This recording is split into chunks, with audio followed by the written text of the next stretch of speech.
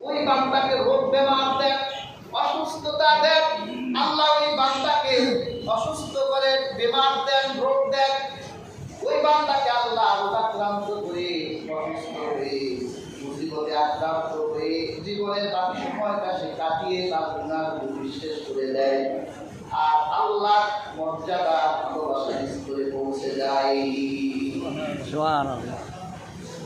প্রিয় হাজিরিন, আল্লাহ হাবিব বলেন, মুমিনের দেহে যদি একটা কাঁটা বিদ্ধ হয় আর সে যদি কষ্ট পেয়ে যদি খুব শব্দ করে, তাহলে আল্লাহ তাআলা এই কষ্টের কারণে মুমিনের জীবনের গুনাহগুলো মাফ করে দেয়। যদি মুমিনের জীবনে কোনো কষ্ট আসে, এমনকি একটা কাঁটা ফুটা খুব কষ্ট তার গুনাহ মাফের কারণ হয়ে যায়।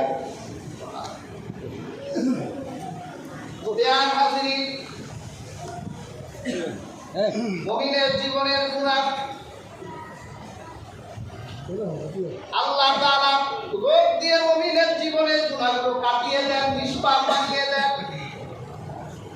সেই জন্য আপনাকে যদি কোনো মুসিবত আক্রান্ত হয়ে আপনি যদি জ্বরে পড়ে যান, আপনার যদি ডায়রিয়া হয়ে যায়, অথবা পৃথিবীর যে কোনো রোগে আক্রান্ত হন, স্ট্রোকের রোগী হন, আপনি যদি ডায়াবেটিসের রোগী হন, আর এই রোগ নিয়ে যদি আপনি মৃত্যু আগ পর্যন্ত সফরে জামিল করেন, কষ্ট ধারণ করেন, যতদিন আপনার দেহে রোগ থাকবে ততদিন আল্লাহ আপনার জীবনের গুনাহগুলো মাফ করতে থাকবেন। কাফের অসুস্থ হলে এটা তার জন্য নিয়ামত হবে না, বরং তার জন্য আযাব হবে।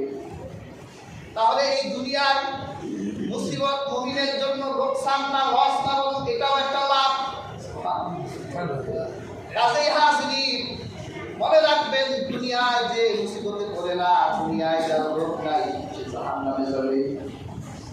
হাদিস নববীতে এসেছে, এক ব্যক্তি আল্লাহর হাবিবের কাছে এলেন। আল্লাহর হাবিব তাকে জিজ্ঞাসা করলেন, তোমার কি কখনো জ্বর হয় নাই? দেখলাম লোকটা বলল, আমার কখনো জ্বর হয় নাই। আল্লাহর হাবিব বললেন, তোমার কি জীবনে কোনোদিন মাথা ব্যথা হয় নাই? ওই লোকটা বলল, আমার জীবনে কোনোদিন মাথা ব্যথাও হয় নাই।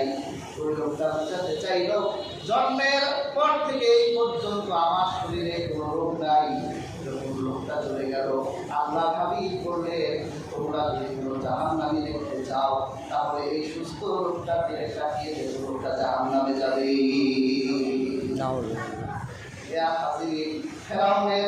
ফেরাউনের জীবনে কোনোদিন বড় কোনো রোগ তো দূরের কথা, একটা কাশি পর্যন্ত হয় নাই, একটা হাসি পর্যন্ত যায় নাই। তার মানে এই দুনিয়ায় সুখ করতে এসেছে, আল্লাহ তাদের সুখেই দিয়ে দেন। আর আপনি যদি বিপদ আক্রান্ত হন, রোগ শোকে থাকেন, আপনি যদি টেনশনে থাকেন, পেরেশানগ্রস্ত থাকেন, চিন্তার মধ্যে থাকেন, তাহলে মনে করবে আল্লাহ আপনাকে ভালোবেসে দিয়েছেন। আপনি যদি সবচেয়ে জামিল করেন, কাল কিয়ামতের দিন তার প্রতিদান পাবেন জান্নাত। সুবহানাল্লাহ। জান্নাতে যেতে পারবেন। হাদিস শরীফে এসেছে, আল বিদায়া ওয়ান নিহায়া, আল্লাহ হাসরের মাঠে আল্লাহর এক ফেরেশতা চিৎকার করে বলবেন, আইনা সাবিরুন, ধৈর্যশীলরা কই? আল্লাহ ধৈর্যশীলদের ডাকবেন, ধৈর্যশীলরা কোথায়? তখন ধৈর্যশীলরা দাঁড়িয়ে যাবে। আল্লাহ তাআলা তাদেরকে বলবেন, যাও তোমরা জান্নাতে চলে যাও। ওই ধৈর্যশীলরা জান্নাতের দিক যখন রওনা হবেন, আরে ফেরেশতারা বলবে, তোমরা কারা, কোথায় যাচ্ছ? আমরা হলাম ধৈর্যশীল, দুনিয়ায় বিপদ আপদে পড়লে আল্লাহকে ভুলে যেতাম না, বিপদ নিয়ে আল্লাহকে ডাকতাম। আমাদের গায়ে যদি কোনো বিপদ আসতো, আমরা আল্লাহ সেজদা থেকে নিজেদেরকে মাহরুম করতাম না, বরং সেজদা বাড়াই দিতাম। আল্লাহ আল্লাহ বেশি করতাম, ইস্তেগফার করতাম, তওবা করতাম, আল্লাহর কাছে সাহায্য চাইতাম। আল্লাহ আমাদের সুস্থতা দিয়েছেন, আমরা অসুস্থ হওয়ার পর ধৈর্য ধারণ করতাম। এই জন্য আল্লাহ তাআলা আজকে আমাদের জান্নাতের ঘোষণা দিয়েছেন। কাজেই হাজিরিন, অসুস্থ হলে পেরেশানগ্রস্ত হবেন না, অসুস্থ হলে আল্লাহর কাছে সাহায্য চাইবেন, অসুস্থতার জন্য আল্লাহর কাছে আরোগ্য চাইবেন।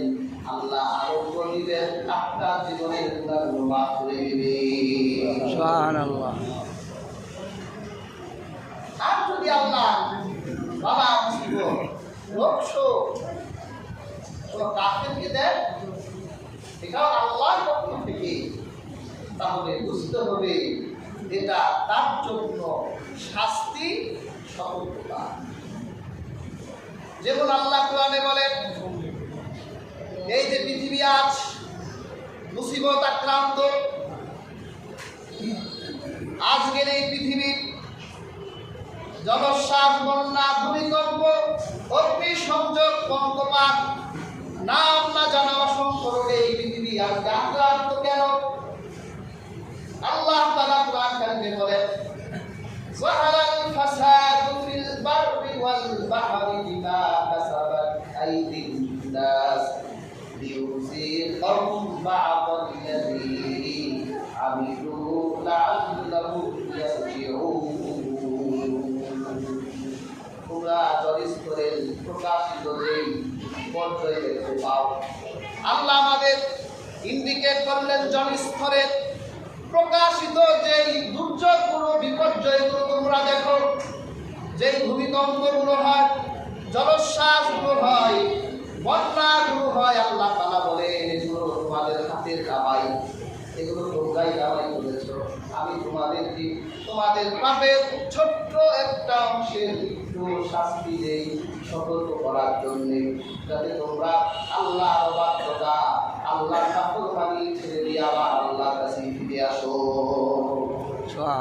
কিন্তু কয়জন চিন্তা করে এই যে মহামারী করোনা প্রায় তো 8-9 বছর আগে বিদায় নিল, মৃত্যুর মিছিল হয়েছে এই দুনিয়ায়। আজকের ফার্স্ট ওয়ার্ল্ড যেই দেশগুলো, আমরা যাদেরকে আজকে এই পৃথিবীর সভ্য দেশ বলে আখ্যায়িত করি, আজকে এই পৃথিবীতে আমরা যাদেরকে মডেল হিসেবে মানি, সেই ফার্স্ট ওয়ার্ল্ড দেশগুলোতেও প্রত্যেকদিন হাজার হাজার লাশের মিছিল হয়েছে। এই লাশগুলো বন্দোবস্ত করার জন্য কোনো মানুষই খুঁজে পাওয়া যায় নাই। এই যে এমন এক মহামারী বিদায় নেওয়ার পরেও আমরা কয়জন সতর্কতা হলাম, নিজের জীবনের পাপ নিয়ে আত্মসমালোচনা করলাম, কয়জন আল্লাহর কাছে ফিরে গেলাম? চিন্তা করে দেখি, চিন্তা করা দরকার। এগুলো সবই আমাদের পাপের ফল, পাপের কামাই। বেয়ার হাজিরি, এই জলস্তরের বিপর্যয় অনেক কারণেই আসে। যখন পাপ বেড়ে যায়, পাপের সংখ্যা যখন বেড়ে যায়, আল্লাহ বলেন তখন আকাশ থেকে আল্লাহ তাআলা বৃষ্টির দানার মতো বিপর্যয় দিতে থাকেন। একটার পর একটা বিপর্যয় মানুষের জন্য লেগেই থাকে। কাজেই হাজির, নিজের জীবনের গুনাহ নিয়ে চিন্তা করে, এই আপনার গুনার কারণে আকাশের পাখিগুলো কিন্তু খাবার পায় না। একজন পাপী মারা গেলে হাদিসে এসেছে মানুষ যেমন খুশি হয়, একটা জালেম মারা গেলে মানুষ যেমন খুশি হয়, আসমানের পাখিগুলো, জঙ্গলের জানোয়ারগুলো খুশি হয়ে যায়। ওর কারণে আমাদের আকাশের বৃষ্টি বন্ধ ছিল। বেয়ার হাজিরিন, হাদিসে নববী থেকে আপনাদেরকে কোট করছি। আল্লাহর হাবিব সাল্লাল্লাহু আলাইহি ওয়াসাল্লাম বলেছেন, এই পৃথিবীতে আযাব গজব শাস্তি আসা 5টা কারণ আল্লাহর হাবিব সাল্লাল্লাহু আলাইহি ওয়াসাল্লাম ইরশাদ করেছেন। এর মধ্যে একটা হলো মানুষের মধ্যে যখন পাপ বেড়ে যায়, তখন আল্লাহ তাআলা বৃষ্টির দানার মতো আযাব গজব দেন। আজকে এই দুনিয়ায় আমরা ভালো মানুষ পাপ কাজে লিপ্ত, খারাপদের কথা তো পাপ। আমরা ভালো ভালো মানুষ পাপকে পাপী মনে করি না। আল্লাহর হাবিব বলেন, যখন দুনিয়ায় অশ্লীলতা ছড়িয়ে যাবে, দুনিয়ায় যখন অশ্লীলতা ছড়িয়ে যাবে, আল্লাহ হাবিব বলেন আল্লাহ তাআলা ওই দুনিয়ার মানুষের জন্য এমন রোগ দিবেন, যেই রোগের নাম অজানা রোগ, যেই রোগের নাম মানুষ আগে জানতো না। নতুন নতুন রোগ আসবে। আল্লাহ কোরআনে বলেন, ইন্নাল্লাযীনা ইউহিব্বুনা আন তাশীআল ফাহিশাতু ফিল্লাযীনা আমানু লাহুম আযাব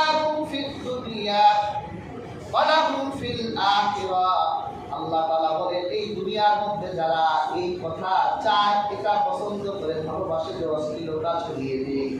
আল্লাহ বলেন ওই মানুষদের জন্য আমি দুনিয়ায় শাস্তি রেখেছি, আখিরাতেও তাদের জন্য শাস্তি থাকবে। আজকে দেখেন এমনও অনেক পাপী আছে দুনিয়ায় অশ্লীলতা ছড়িয়ে দিতে চায়, এটা ভালোবাসি যে অশ্লীলতা ছড়িয়ে পড়ুক। এটা ফিল্মের নামে হোক, বাজে গানের নামে হোক, বিভিন্ন খেলার বিজ্ঞাপন আজকে দেখেন আধুনিক বিশ্বের যত প্রোডাক্ট আছে সমস্ত প্রোডাক্টে এরা মডেল ছাড়া এদের প্রোডাক্ট চলে না, এক প্রাইসে মডেল লাগবে। এবং এক জমানায় এসে পড়লাম এখন মডেল পুরুষদের বানায় না, নারীদেরই প্রাধান্য দেয়। তাদের শারীরিক অঙ্গ প্রত্যঙ্গের প্রদর্শনী করে দুনিয়ার মানুষের কাছে অশ্লীলতা ছড়িয়ে দিচ্ছে, আর তারা পছন্দ করে এভাবে অশ্লীলতা ছড়িয়ে পড়ুন। আমরাও গ্রহণ করছি, তারা পাপের প্রমাণ করছে, আমরাও সেই ফাঁদে মারা যাচ্ছি। এই যে দেখেন না ফুটবল চলছে, পরশুদিন না গতকাল একটা ভিডিও দেখলাম, এক ছেলে কয় মেসি আমার বাপ। আপনার বাপকে বেশি ভালোবাসেন না মেসিকে বেশি ভালোবাসেন? মেসিকে বেশি ভালোবাসেন। রাসূলুল্লাহ হাদিসে কি বলছেন? আল্লাহ হাবিব বলেছেন যে তার বাবার পরিচয় দেয় না সে জাহান্নামে যাবে। আমি হিসাব করে দেখলাম একটা মেসি ওর জনপ্রিয়তা, এই খেলা শেষ 5 বছর পর দেখলো জনপ্রিয়তা ম্যারাডোনা ছিল, জনপ্রিয়তা আছে আর জনপ্রিয়তা নেই। তাহলে এই যে একটা সাময়িক সময়ের উন্মাদনায় একটা ব্যক্তিকে নিজের বাপ বলে আখ্যায়িত করে দাজ্জাল এসে যদি বলে যে আমি তো রব, এই লোক তো দাজ্জালকে আল্লাহ মানতে সময় লাগবে না। রাসূলুল্লাহ বলেছেন দাজ্জালের বান্দা হওয়ার অভাব হবে না। একটা মেসি দিয়ে বোঝা যায় মেসি সন্তান হতে যেমন সময় লাগে না, দাজ্জালের বান্দা হতে সময় লাগবে। কাজেই হাসিবিন উন্মাদনা, এটা পরিকল্পিত উন্মাদনা, এটা বিভিন্ন উৎসবের নামে আমাদের জীবন এতেকালকে ধ্বংস করে দেওয়ার এক ষড়যন্ত্রের নাম। সাবধান হতে হবে। এই জন্য পৃথিবীতে নেমে আসবে এবং নাম না জানা রোগ, যা কোনোদিনই পৃথিবীর মানুষ যে রোগ জানতো। আল্লাহ হাবিব বলেন যখন ওজনে মানুষ কম দিবেন, আল্লাহর হাবিব বলেন যখন মানুষ ওজনে কম দিবে আল্লাহ তাআলা তখন শাস্তি দিবেন দুর্ভিক্ষ দিয়ে, আল্লাহ অতিবৃষ্টি দিবে, অনাবৃষ্টি দিবে। আজকে মাঝে মাঝে দেখবেন বৃষ্টি হলে আর বন্ধ হয় না, আবার যখন বৃষ্টির দরকার বৃষ্টি পাই না। দেখবেন আমাদের সমাজে এই পাপীদের সংখ্যা কম না দেওয়া ওজনে কম দেয়, মাপে কম দেয়, সংখ্যা বেড়ে গেছে। বেয়ার হাজির আবার অনেক মানুষ আমরা বৃষ্টি দেখলেই আল্লাহ নিয়ামত করি, বৃষ্টি আল্লাহ, কিন্তু কতক্ষণ নিয়ামত, যত